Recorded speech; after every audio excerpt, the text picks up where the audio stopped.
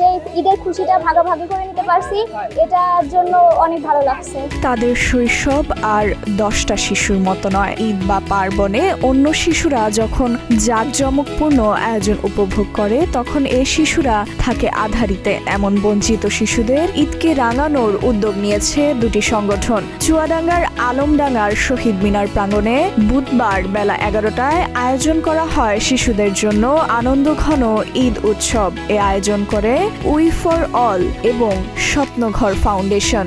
জামা, ক্লিপ, মেহেদি, পেস্ট।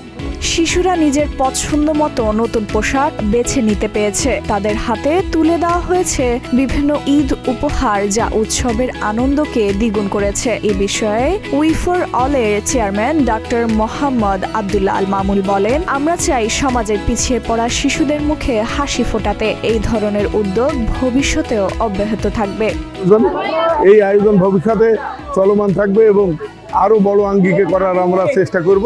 আপনারা আমাদের সঙ্গে থাকবেন। সবাইকে ধন্যবাদ। উৎসবের বিশেষ আকর্ষণ হিসেবে আয়োজন হয় মেহেদি উৎসব। রঙিন এ আয়োজনে শিশুরা মেহেদি পরে আনন্দে মেতে ওঠে। আয়োজনটি শিশুদের জন্য একটি আনন্দঘন ঈদ উপলক্ষে রূপান্তরিত হয়। আয়োজকরা জানিয়েছেন, ভবিষ্যতেও এ ধরনের মানবিক কার্যক্রম অব্যাহত থাকবে এবং সমাজে পিছিয়ে পড়া শিশুদের পাশে দাঁড়ানোর চেষ্টা চালানো হবে। আমরা এখানে এসেছি, আমরা জামা পেয়েছি, কেউ পাঞ্জাবি পেয়েছে, মেয়েদের জন্য নিজস্ব পোশাক দিয়েছে।